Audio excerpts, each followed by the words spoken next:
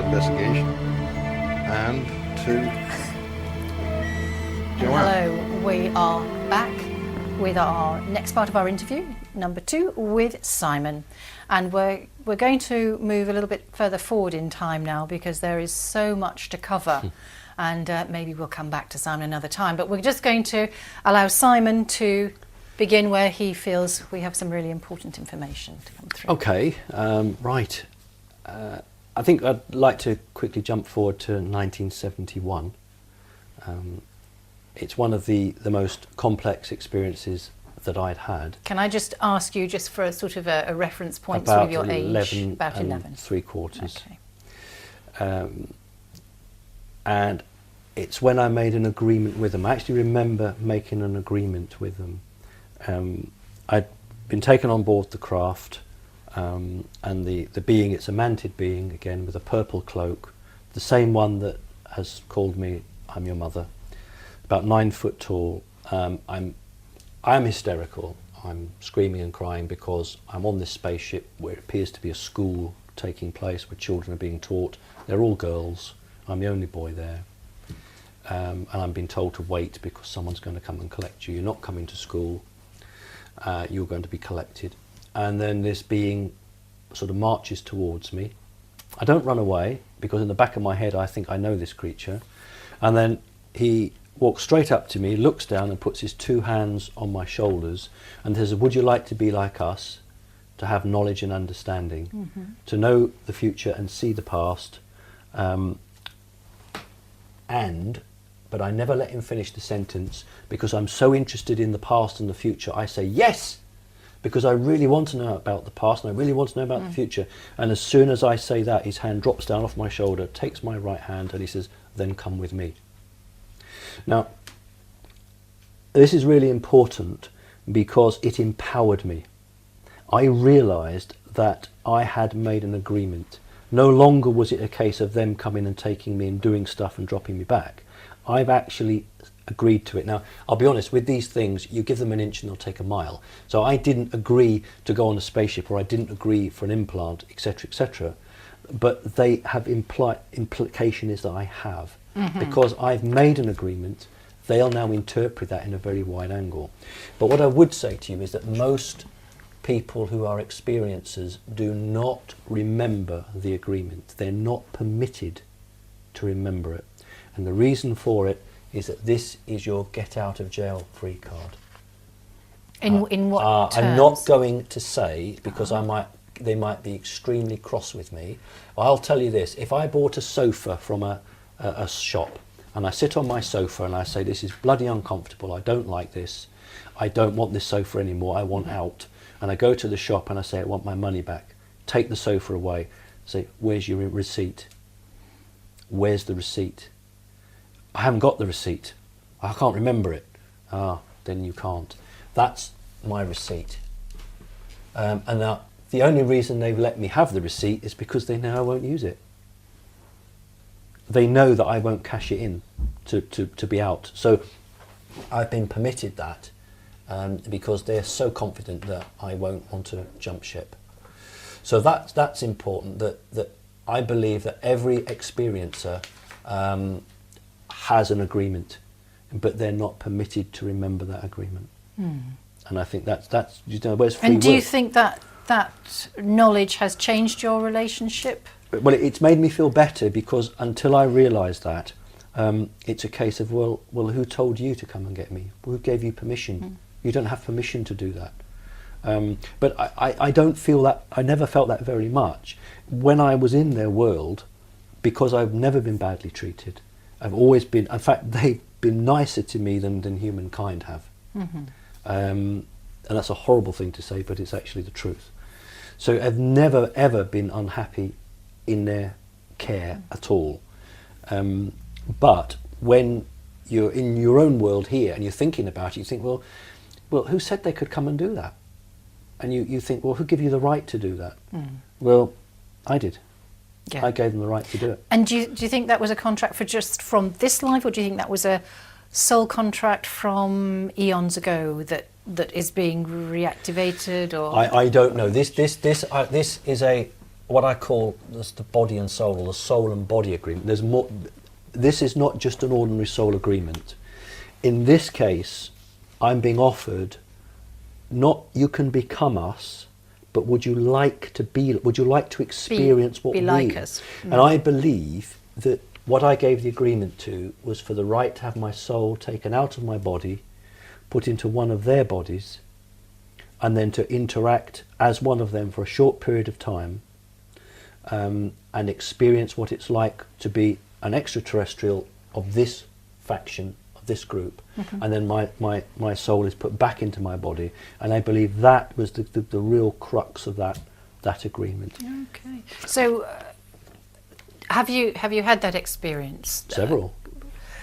I mean, sorry, Joan. I mean that's why I have a problem. I know lots of experiencers get very emotional about talking about it. I don't. The only time I get emotional is with people who are abducted, particularly women, and have things done to them. Because although it's very difficult for people to accept, I have in their body been on an abduction. I have seen exactly what it's like. And when you're there in their body, sort of overseeing the process. Oh, absolutely, because the hierarchy of the mantids, the lowest is the doctor, the second is the pilot, the third is the master, and these are the ones with the purple cloaks. There are higher ones above them, but they're like the coordinators. But whenever you're doing an abduction, you always have a doctor with you. Always have doctors with you. Have you had any experiences where they have interacted with human collusion?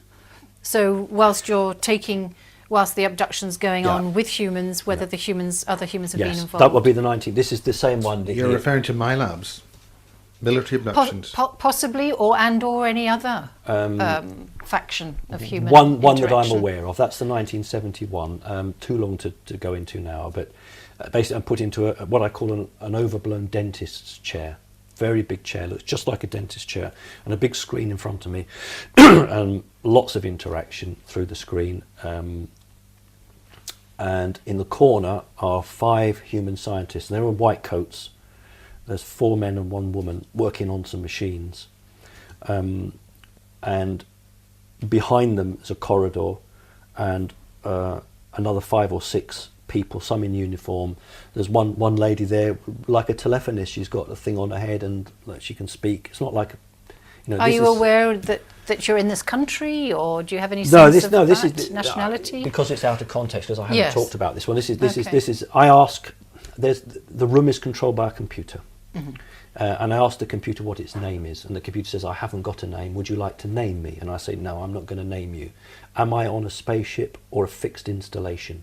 And its reply is both, which isn't helpful but is truthful. So it's actually a spaceship, but it's a self-contained pod. Right.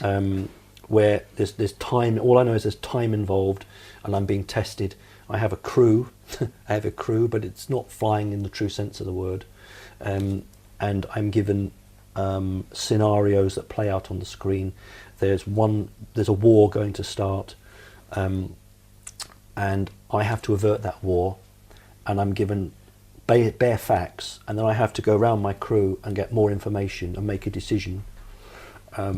So it sounds like these are sort of instructional, tuitional. Joanna, I don't know what they are. All I know is that I'm being tested, and I know it's a test because before this I've met the Great One. He's the mantid in charge of all mantids, and he's about 12 feet tall, and he has a throne, and he has 2 reptilian bodyguards. And when he's on the screen, when he talks to me, everyone else has to leave the room. No one else. And Mum says to me, "I've never even seen the Great One. I've never even seen the Great One." So everyone's ushered out of the room, and it's just me in this dentist's chair, and the screen, and the Great One. And the Great One talks to me and says, "There's a task coming up. I accept you into the family." That's what he says. It said it was preordained that I would accept you, but the task is not fully known. If the task fails, all is lost. But he says to me, "The light is strong in you, young one. You know, be brave. So he's the greatest, and he has an insignia. It's 12 inches long. It's like a cross. It's like a small cross, and there's a beautiful green gem, like a cabochon shape. Beautiful green gem here, and 2 purple ones here. And when he leans through the screen, it's like 3D gone mad. It's just like real, as if he's just come out of the screen. He just leans out, and it's like he's really in front with you. He's not, but it's the technology that's projected. So that was a great honour, and I recognise him as my superior in rank terms, but not in life form terms, because we're all equal. Yes. They're not greater than us, but in rank terms, in terms of the family, he is the highest one. And do you have any sort of sense or understanding of where they come from, where they're situated? I'm probably the world's worst person here, because a couple of times where they've asked me, "You haven't asked my name," and I say, "I don't want to know your name. I'm not interested in your name." And if they have ever mentioned a home planet, or I don't remember it. I've only got about 2 or 3 names of all the things. I think the thing is that when they come, we have a job to do. We have a job to do, and you know, some of my more recent experiences, I say to them, "What are we going to do today?" And I'll say, "I've come to show you things," and because you're not quite in your right mind, and I'll say, "Oh goody." This is odd because I'm not a kid, but "Oh goody, I like it when you show me things." So it's very structured. This is what you do, and this is how you interact, and this is what should happen, and then they bring me back. So I'm not like one of these people that they'll sit and talk to me about the future of the earth, etc. This is the role that you have with us.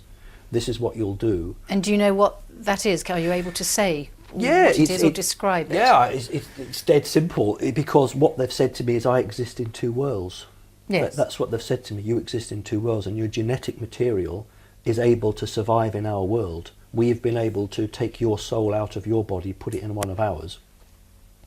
And therefore, we wish to make hybrids of your genetic material, because they will last longer on the earth. Because up till very recently, hybrids don't last. They just don't last long. Right. So that's Talking about 36 hours. Do you get about 36 hours? I don't know. Or a day, 2 days, 3 days? No, I would say weeks. I wouldn't say that short. I'd certainly say you get weeks out of us. They've been at this for thousands of years. I really expect them to have moved on from that. I would say that what happens from the little bit I do know, it isn't that the body degenerates, their minds go. Oh, is that Hybrids' right? minds go, yes. Ah, interesting. We would call it insanity, but that's what will happen to them. And it's fairly unpleasant. But so that's what they're after with me. And it's odd that part of this deal is that I experience in their bodies. So, for instance, in their bodies, I will give orders to greys, little tiny, that I call the little helpers when I was small, and I hate them because their job is just to do. Little greys are there to serve, and that's awful, because it's from a human perspective now. These things do have some humanity in them. I'm talking about the robot greys. That do have some humanity, maybe very small. Yeah. But you see, these really don't respect them at all. They really look on them as the lowest of the low. And the problem is that the greys have been a subjugated race and are trying to fight back. And what they'll do is they'll sabotage your program. So, for instance, one occasion when I'm in a mounted body and I'm walking down a corridor and there's 5 humans and a little grey standing by the side, and I think, well, they shouldn't be there. It's untidy. That's how you think when it's just untidy. This is, it's a nice clear corridor. They shouldn't be here. So I say to the grey, "What are these humans doing here?" And the reply is, "Sitting down." So my question is, why are these humans sitting down? And the reply is, because they have sat down. See how it's been fighting me. So I'll say, "You're not answering my questions. If you don't answer them, I will end your life." So who has given these humans permission to sit here? And there's just confusion in his head, because he just can't. So I'll say, "Return to your duties," and etc. So the problem with the greys is that they... Yeah, but what state are the humans in? Are the humans in some kind of myopic... trance. Trance? Absolute trance. Absolute trance. Just sitting there quietly. Absolute trance. And what I do is I just say to them, "Follow me." And then I call for 2 doctors, and then when the 2 doctors come, I say to the 2 doctors, take these humans to a place of safety. And then I turn to the humans and say, follow these 2 doctors. But the question is what the grey is doing. The grey is trying to, in a very subtle way, hold up the programme, hold it all up. So what he's doing is he was supposed to have taken those 5 humans to some venue and has just said, stay there, and just left them there. And they'll do things like that. So there's a very, very hate relationship between all the what I'd call the leading extraterrestrials, they're your reptiles and they're your mantids, and how they view the greys. Not the original race of greys. They're the ones with the small eyes. They still have a lot of humanity in them.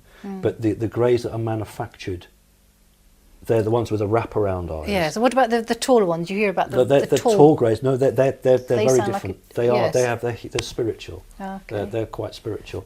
When I was with this being in the very early stages of 1971. So that's the mantid. mummy. Going up what I call like a walkway. We're walking.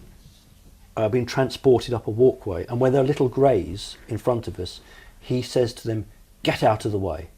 But when there's a tall grey or a Nordic, he says, move aside quickly. So he's changing his response to them. So little greys, and that's why I really don't respect the little greys, because I've It's just been your experience, your teaching. with it. Yes, exactly. So what is then, do you think, your overall job to do here? Well, I don't know here. I mean, I operate machines for them, machines they can't operate when I'm in their world. Why can't they operate them? That I don't know. These are machines that operate a portal. Okay. So I put my 2 hands onto a plate, and then a circular, 2 triangular rods come down like that, and then it's like a portal, and it will bring things through. So there was one creature that I had to transport through, and I hate him, and I don't know why they've asked me to do it. I've got a situation with him where I've seen him before, and he's not very pleasant. And he comes through, and he just gives me a real, I find the drawing, a real nasty look. He's got red eyes. Not this. No, that's a reptile. No, it'll be in the other drawing. Right. Okay. And he's got red, like glowing coal eyes. And then I just escort him, and he makes a presentation in a small like auditorium to maybe 15 or 20 extraterrestrials, and then he comes away, and I just operate the portal, and off he goes again. So that's a machine that I understand only I can operate, or a human can operate, not just me. Humans operate this machine. But the other one I'll talk about was the reptile, which I refer to as Daddy. And this is the reptile that chucked us out of Eden all that time ago. And this is 1966. I know that because I can date it, because I make reference to a television advert in the memory. And I'm collected by a creature, this one here, and passed on to another creature. And as we approach, we're underground, we're under a cave, it's really hot. And the creature that I'm with says, do you see this great lord approaching you? Do you know who that is? And I say, yes, of course, that's Daddy. And he says, then go and greet him. But this creature actually gets down on and prostrates himself absolutely flat to this one and says, I have brought the one, my lord. And then I go up to him and say, hello, Daddy. And he says to me, you who call me father. And it sounds really awful, because it's like, oh my God, he's going to turn on me. And he says, for you are my son. I created you, I made you, is the word he uses. And I say, are you happy, Daddy? And he says, I am pleased. And I say, it's really hot here. And he says, I go into a tank and I come out and I'm really cool. And he says, the effects of this will last many hours. And I say to him, will you hold my hand, Daddy, although it's very cool? He says, yeah, I can hold your hand, because I know he's hot. And if he doesn't like cold, and if so he's fine, he holds my hand. It's very unpleasant, this bit, I will tell you. And again, I go into a room, and it's a dentist's chair, and it's a circular room. And I say, who commands here? And he says, whoever sits in the chair. Would you like to command? Oh, yes, please, because I'm only little and I'm very polite in those days. So I get in the chair. And so just remind us, what sort of age I'll be about 6 years old, 6 or 7.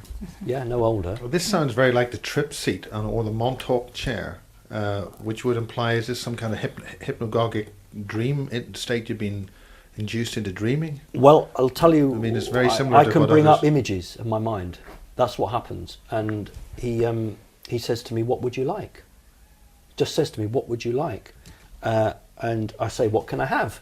And he says, "What about a pretty young female?" So I say, "Oh yes, please. Can I have a pretty young female like Prickles?" That's the nickname. That's the one that come to get me. She's a lion person, but she's a reptilian lion. She says to me when she arrives, "I am a servant of the reptile race," and her name is Zuka La La La. That's her name, Zuka La La La. That's her real name. The Zugar is her original lion name, but when she defected to the reptile race, they added the La La La to it. So her name incorporates the fact that she has been subverted from one race to another. And this isn't her body. This is just a costume. This isn't part of her body. It's just, but it's to represent the wings of a Alpha Draconis, of a reptile. And this is just a mask that she wears over her face. It's just a mask. So she could take all that off. It's just like a uniform.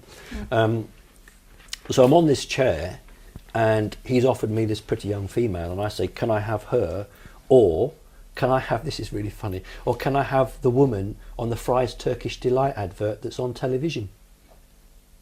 And he says, As a 6-year-old boy. "Yes, yeah." And he says to me, "Think of her, and she is yours." So I imagine her, and there she is. And she's there with a veil and everything. She's sitting on me. And without being too crude, he says, "Do you know what to do with her?" And I say, "No." He says, "Well, I'll enter your mind and show you what to do."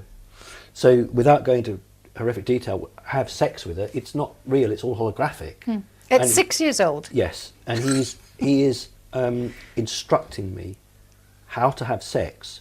And he says, the woman, it's awful this, isn't it? The man is there to take, the woman is there to give. And he says, the only reason that woman is put on the earth is to serve and to make replacements.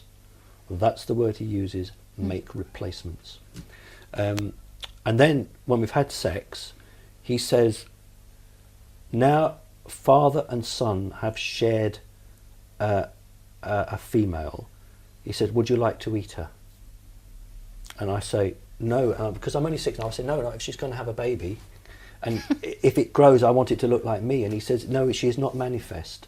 She is only in our minds. And he says, would you like to feast on flesh? And I say, no, I don't really want to do that. Why do I have to do that? And he says, you don't have to do it. But if you do it, we will become father and son. And I said, but I thought we were father and son. In our law, that's the reptilian law, father must feast on vanquished flesh with his son before you are. So I eat this holographic Fry's Turkish Delight lady who's screaming. It's really realistic, and my teeth aren't made for it. But then he says, enough feasting, and she just vanishes. And then he says, we are now father and son. And then he says to me, would you like to command armies? And I say, no, not really. And he says, well, if not to kill and conquer, what do you want? Because it doesn't know any different. And I said, well, I'd like to help people, show people what to do and where to go. And he says, with your tactical mind and your ability to lead, you could win victories for us that others have not won.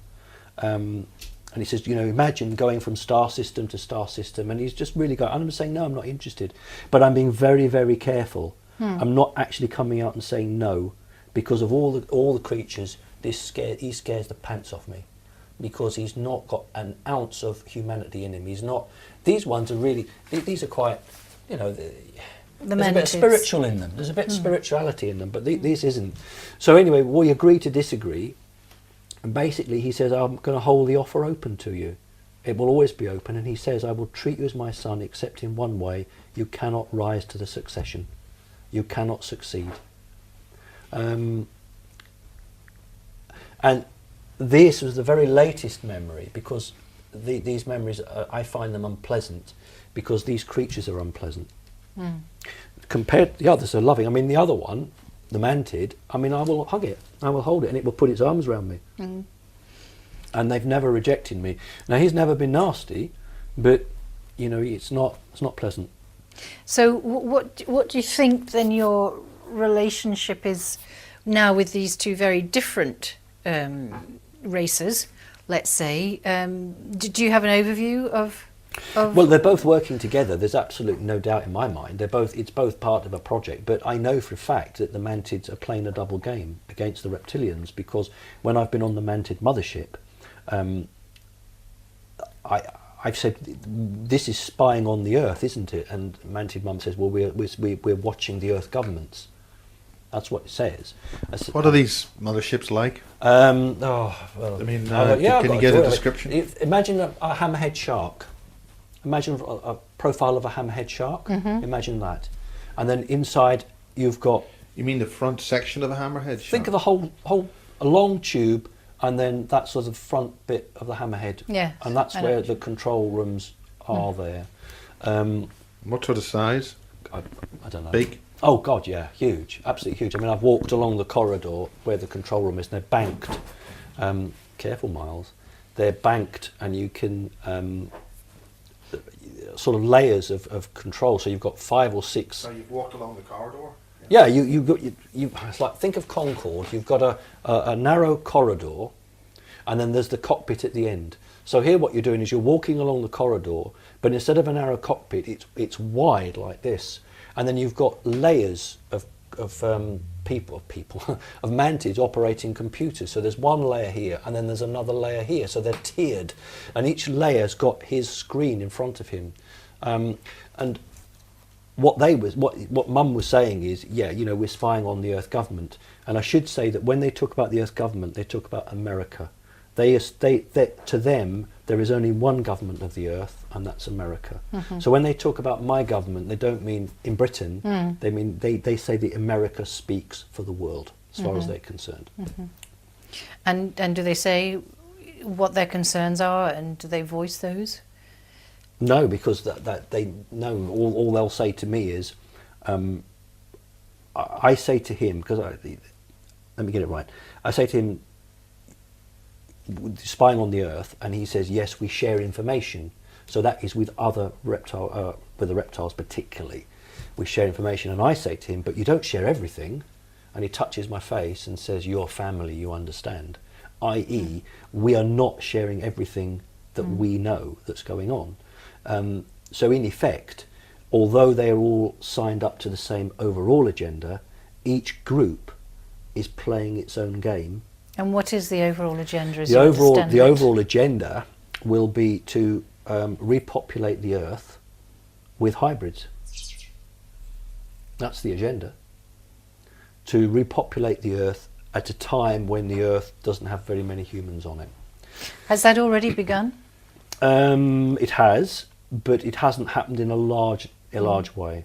And are either of the different races, the mantids or the reptiles, involved with the governments on the ground?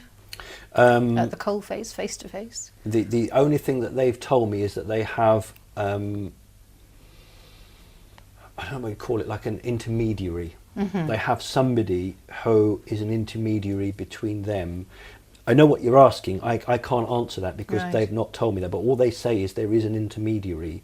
So if there's a situation that occurs, rather than it going nuclear, for want of a better word, they have like the red phone. They have a method to get to that government very quickly through somebody who can carry the dialogue forward. Would you know that if, just taking in mind the fact that you have a personal contract made, is there then a national contract, say, with the American people? Or well, yes, that's why yes, they've said to me that's why your government is the American government. We have the agreement with the American government. That's what they've said to me. Oh, so they have a contract? Oh, God, yeah. But they don't call it a contract. Okay, agreement. An agreement. We have an agreement with your government. Is this an ancient agreement, or is I don't you don't know? No, all they've said is we have an agreement with your government. That government, America, speaks for the Earth. So do we know what the agreement is from the American side? I don't know, no. All I know is there's an agreement which is binding, both sides, and it allows them to do what they do. But within that contract, everybody is doing its own thing. So when you say do what they do, are we specifically talking or referencing abductions? Oh, God, genetic yeah. work? Oh, absolutely. Oh, God, yeah, it's part of the deal. Right. Oh, yeah, because I've been on a ship where it's another ship. It's not the mothership, where all that mantids are doing. We call it timelines, human timelines. I don't know what the mantid word is, but in the English version would be human timelines. So when you abduct somebody, it's hugely complex. You have to get them at 13 seconds past, it has to be absolutely right.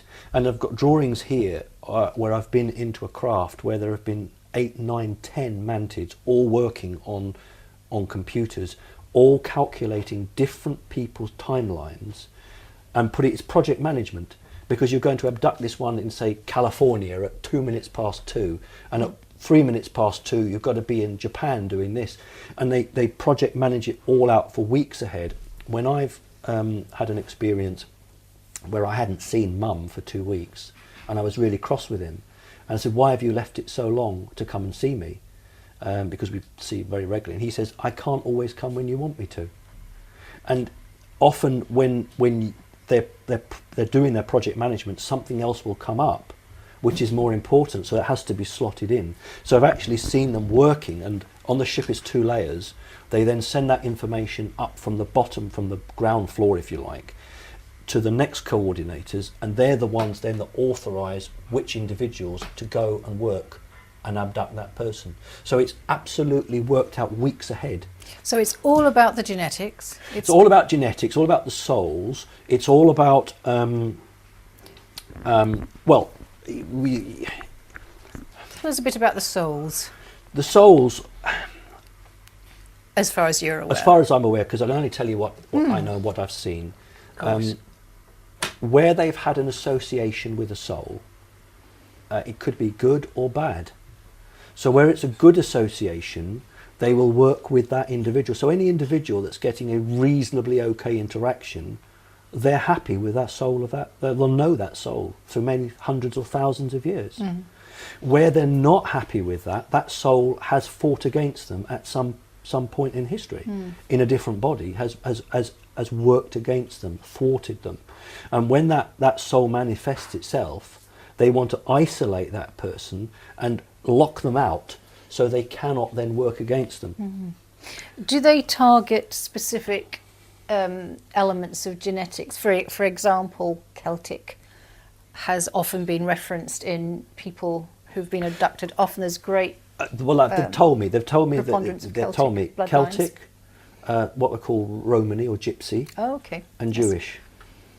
And what they've said is... And North American Indian I've also what they've said is, well. yes, because where the bloodline is not as diluted, where people have kept within their own groups, that's allowed them to be closest to the original humans. That's what they were looking for. When you widely, diversify, you lose that. But where groups have either religious or local customs that don't allow them to marry outside of that group, you are unintentionally or intentionally keeping it as pure as you can. So they come for that because those genetics were the genetics they worked with 2,000 years ago, 4,000, 5,000 years ago. And you don't put a soul, what did Jesus say? You don't put new wine into a wine sacks because it will split it. And when you have a soul, depending on what its importance to them is, they will actually look, and they have there's some method of moving it into a body. So my soul will always manifest in a male. It will never manifest in a female. And they can track where that soul goes to. And then they might say, in 30 years' time, that person is going to be a real danger to us. So we've got to stop them now. Or they might say, that person's really important, we don't want them falling into the wrong hands, or what have you.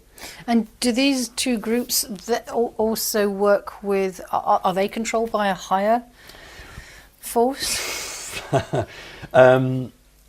I have seen an image shown to me of a pyramid, of a pyramid, of a pyramid, of a pyramid. These are fourth dimension beings. They're only just there. They're only they're not far away from us. They're just there. But there are other dimensions higher. Sure. And there are good and bad, and they're being manipulated, just as some of the human race has been manipulated. I have no doubt about it. But they're into this power game. Some of them, not all of them, and of course they accept that. So what is the goal then The goal is hybridization. The goal is to survive on the Earth when the Earth makes the changes. You see. So is there an interest then in living on the planet? Yes, if they can. Yes, they want to experience our dimensionality. They want to be able to physically feel. So would you go so far as to say that it might be a takeover, or was this a... No, because they would have done that by now. Right. Okay. They would have done. They could have done it in the Stone Age. Playing devil's advocate. Yes. Yeah. Okay. No, they're not allowed to do that because the law won't allow them. The greater law won't allow them. They've got to do it when they're either invited to do it, or the Earth is so depopulated that it doesn't matter anymore. And it's going to happen one way or the other, and they're just waiting their time.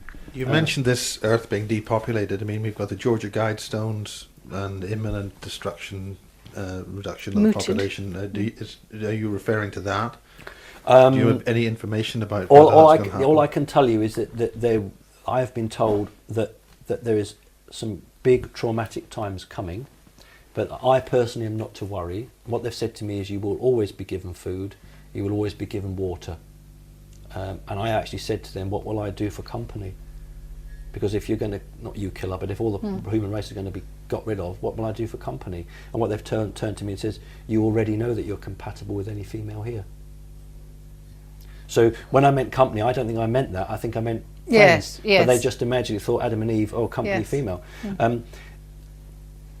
They've said to me there are traumatic times to come. But you see, it's positive as well, because my own belief from the little that I've picked up from them is that we as humans are going to be given a choice to either stay on this earth or spiritually evolve. And if enough of us want to spiritually evolve, this ain't going to happen. But if we don't, as a race, spiritually evolve and sort out our problems, then we are going to have some very difficult times. And by spiritually evolving, if we're not going to be on the planet, does that mean we'll be in a parallel dimension? Yes, I mean, it's not about spaceships landing necessarily and being loaded on them and carted off. Although that could happen, because it might be that a benign race might think, I don't like what's going on here, and offer people, but then you don't know whether that's a genuine offer or not. Yes. But I think what I'm looking forward to would be the opportunity to embrace love, the opportunity to embrace a higher goodness, and to be able to say, right, I want to move on to whatever it might be the fifth dimension. I'm ready for that. I want to go. How often do you have interactions with your people? I'm writing a book at the moment. Oh, wonderful. Yes, it's called 51 Years of Alien Abduction. I beg your pardon. It's called Alien Abduction, 51 Years of Extraterrestrial Contact. And at the moment, I'm being left alone. And they want me to write the book. Prior to that, I keep a calendar and I mark on it when it happens. So between 3 times and 5 times a month. Okay. Between 3 and 5 times a month.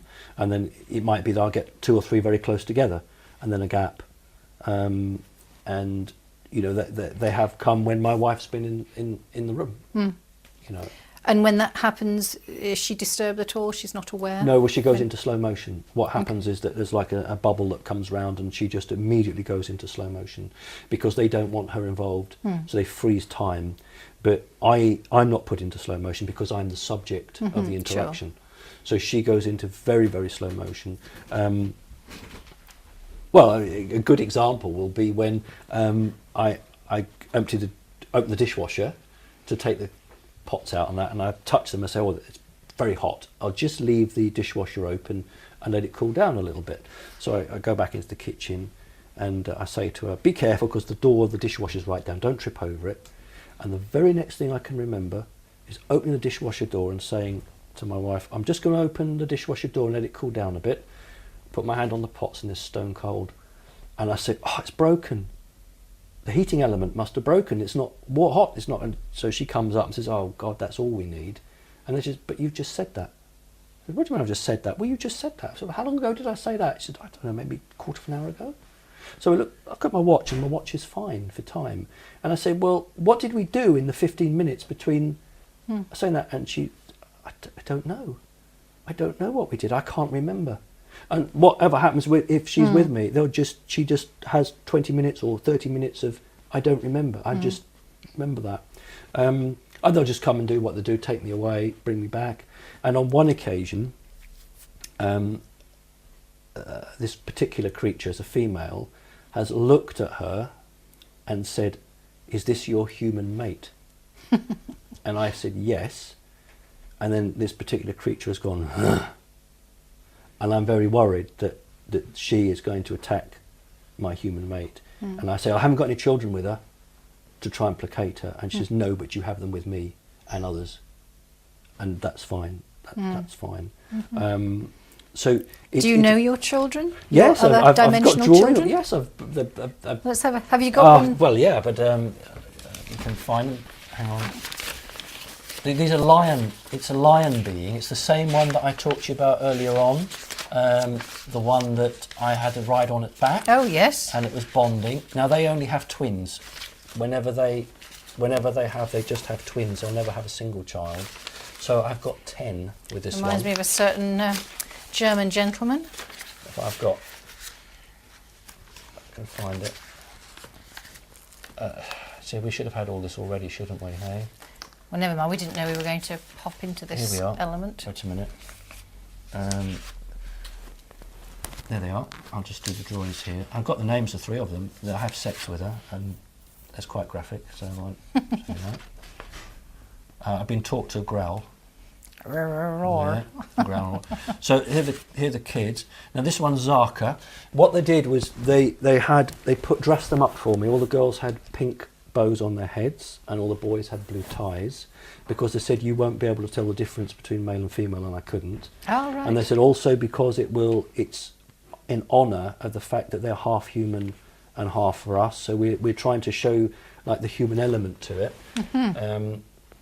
The female names all begin with Z, so the Zaka and Zauf, but the male is Rikal, and they're all twins. They're all set groups of twins, and I say they are all very beautiful. My heart is happy to behold them.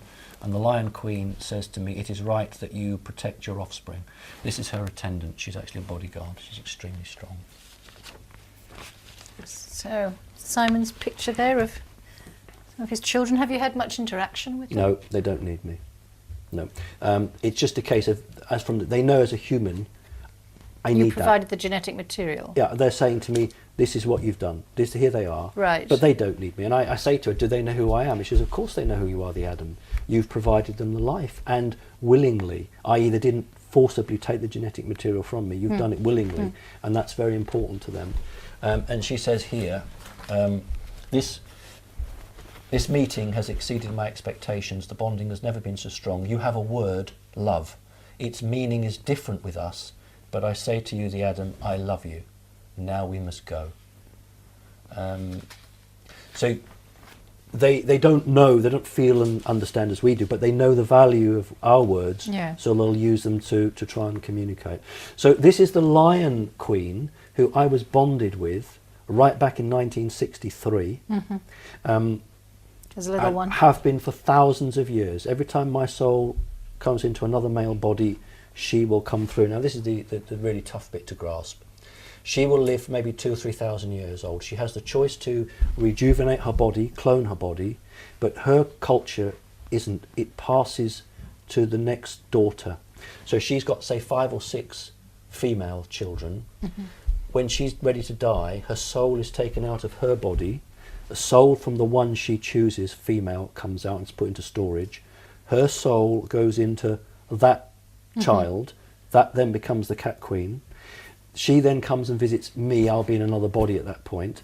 She becomes pregnant, has 2 children, always twins. One is a female. Before the soul enters that one, the soul in storage that she took out is taken. Yeah. So in effect, the queen will always be a child of Adam and the previous one. Right. So that would be incest in a human. You're having sex with your child, but that's a human value. We've got to not think of human values, and it keeps it pure. It keeps the genetics exactly as they want it to do. And so this is definitely non-holographic sex, because it'll happen anywhere. If sex happens in front of a screen, I'm very, very suspicious of it. because it's a holographically produced female. Right. Mm. But here this happens, well, anyway. So, do you know how many you've got? I know you've said you've got 10 with her. Have you got? There's her sister, and there's 2 with her sister. Okay. She decides who can come visit me. I wouldn't let him do that because he'll bite through your cable. He will bite through your cable. You shouldn't be out.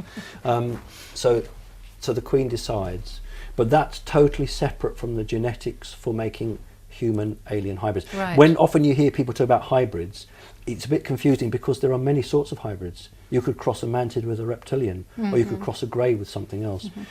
I know what they mean. They mean human-alien hybrids. Yes, it's always human hybrid. Yes. Always so that's human hybrid. separate from this. This Yes. is part of some sort of cultural thing that's been going for thousands of years. Ah, okay.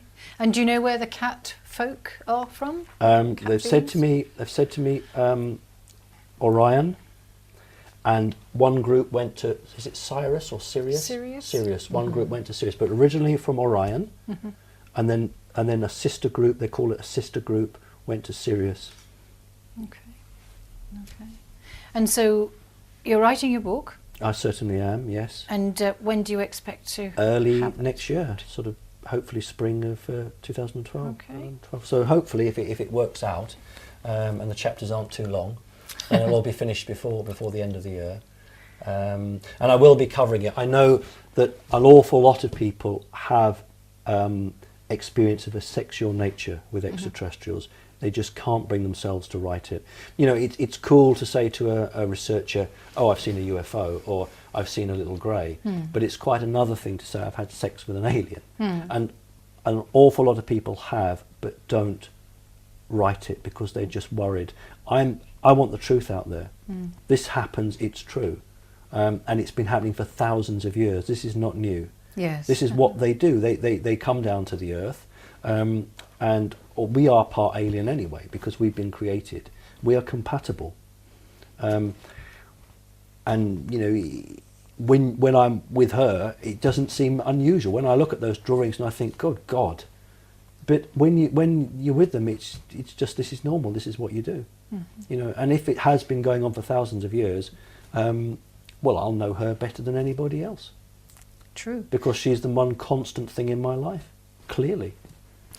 What else would you say that you have sort of gained from this association? You Nothing, and to be honest with you, it's all from them, isn't it? It's part of the deal that obviously has been coined. She calls it the bonding. They don't have a marriage. There's no such thing as marriage. They don't understand the word marriage, but they have a bonding. And she says my necessity to fulfill the bonding is very strong. So in terms of what I get out of it, no, nothing really. I get friendship because, you know, she's a nice creature. But and do they have any input into your education? Your teaching you anything? No, or, no, not at all. No, it's very one-sided. So that's a whole different element to the mantid side of you. Totally different. The mantid side is where I will get to see some superb technology, where I'll go on abductions and see some things which probably fairly horrific, but I can see why I was involved.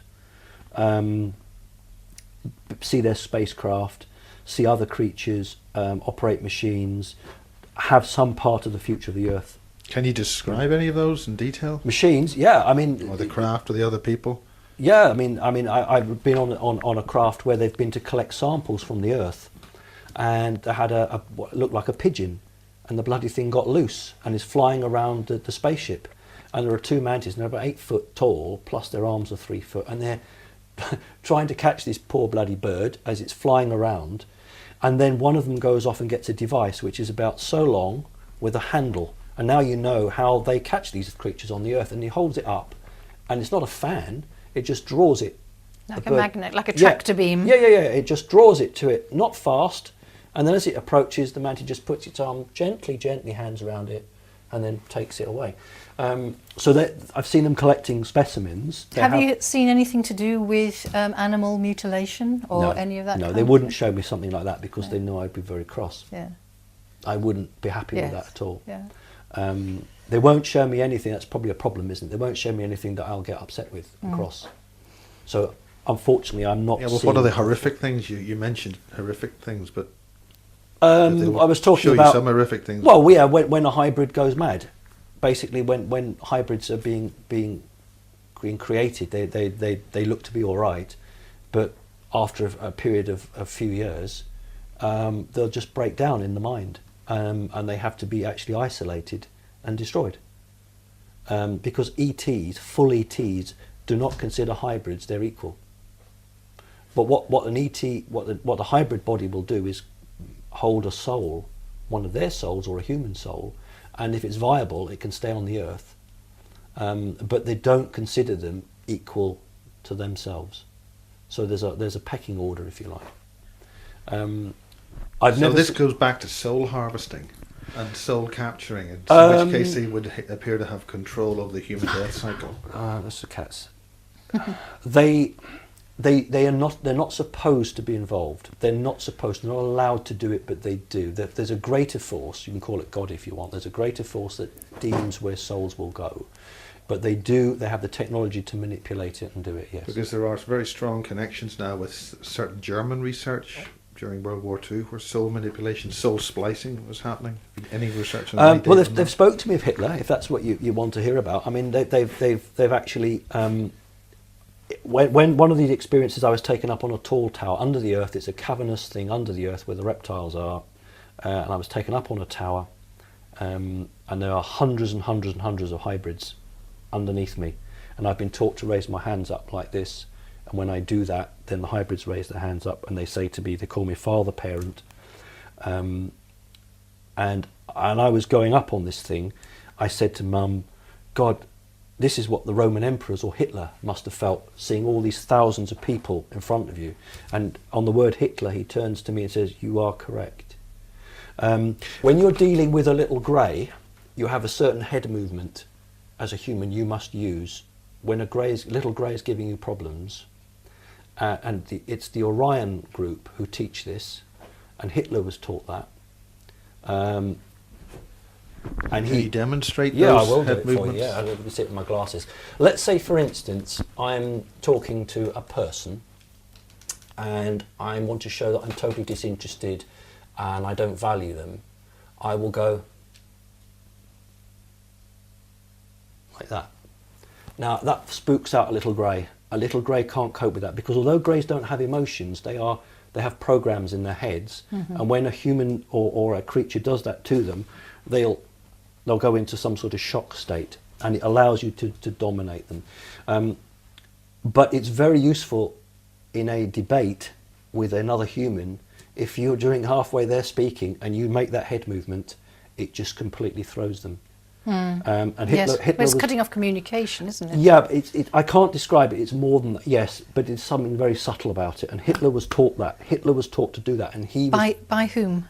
the reptiles, I presume, because what I've been told is that they had contact with Hitler before the war. You're talking about the reptilians, or Well, the mantid said to me that the masters, and I think that's the reptiles.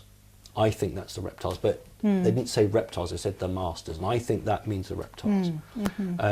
But it doesn't mean that the reptiles came down. The reptiles could have sent an agent down. Yes, it could be the greys, because the greys predominantly work for the masters. What I will tell you is that all the mantids have chips, implants in their left shoulders, which the reptiles put in there. The mantids agree to it. I have this hand, I call it my tech hand, and this hand is my emotional hand.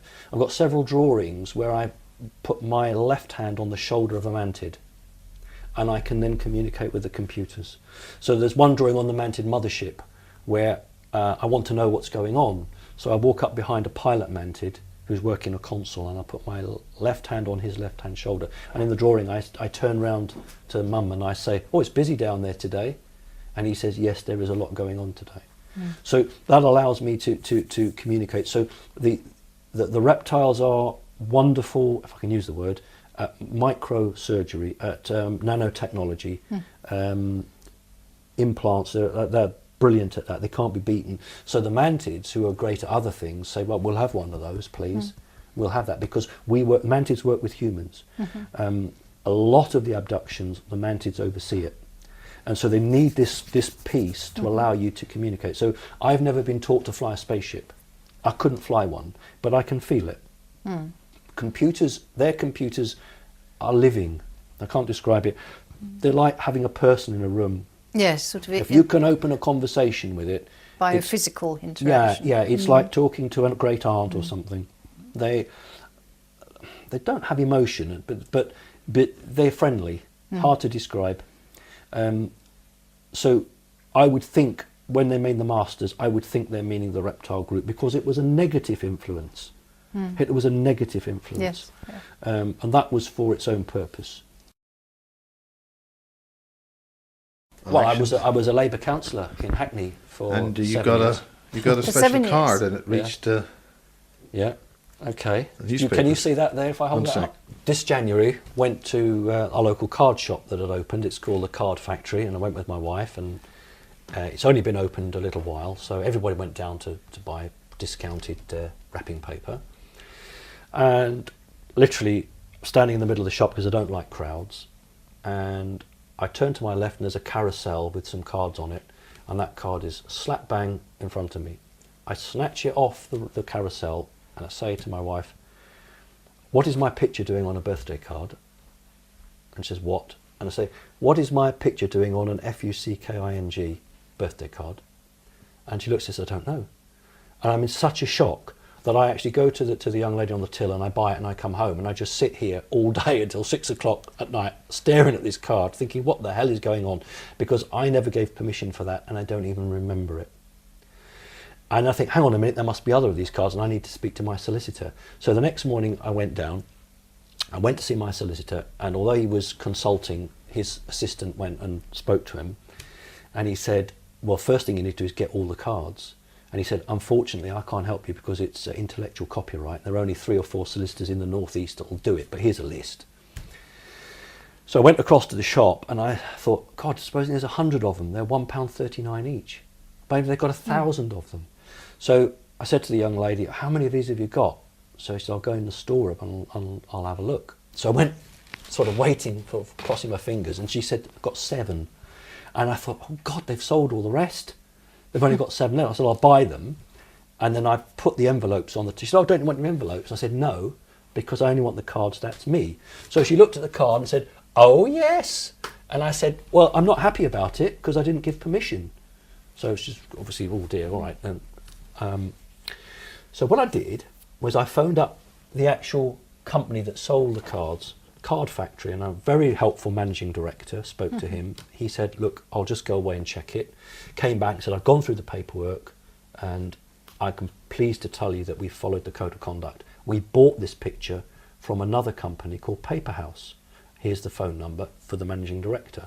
So I phoned Paper House, same thing, went and checked his records, came back. Yes, he said, we bought this picture from a company called Photo Library. But he said, you'll have a problem because they're in America. I said, all right, okay. So got all the Photo Library, very unhelpful. All right, we need to know who you say you are.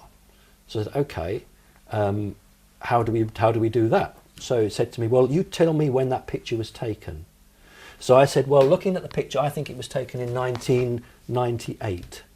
And he said, oh, good enough, it was taken in 1997. You are who you say you are. What we need now is some more proof.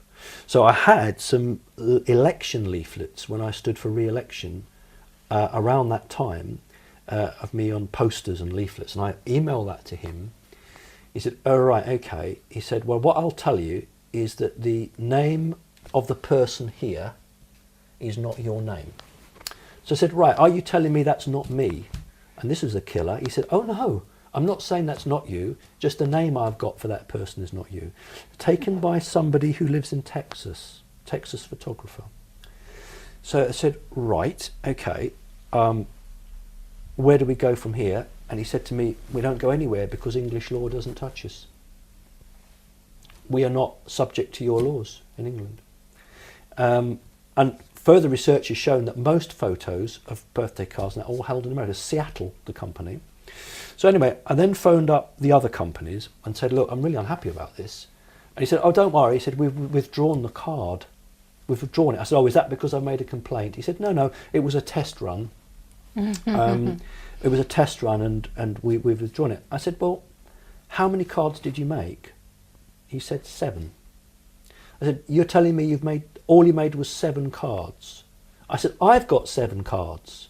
He said, oh, you've bought our entire stock. I said, how can you possibly know if a card is going to be successful if you only print 7? He said, oh, I'm only the managing director. I don't worry about that side of it. So I said, okay, how many shops did you send it to, these 7? He said, oh, one store. I said, and which store was that? Oh, your store in Whitby. I said, you're telling me then that a picture with my face on it, that you only print 7 cards and you only send to one store, which is the store I live in. And do you know what he said to me? It's a small world, isn't it? And I knew he knew much more than he was letting on. So fine, okay, I'm not going to get anywhere with that. 7 emails later to Photo Library in America, no reply. I thought, sod this, I'm going to go to the newspapers. So I did. I went in, told them the story, and I thought, well, they might do like page 2 of it. I got front page. Big picture of me, came to the house, big picture of me. The reason I did that was I wanted pressure on the American company.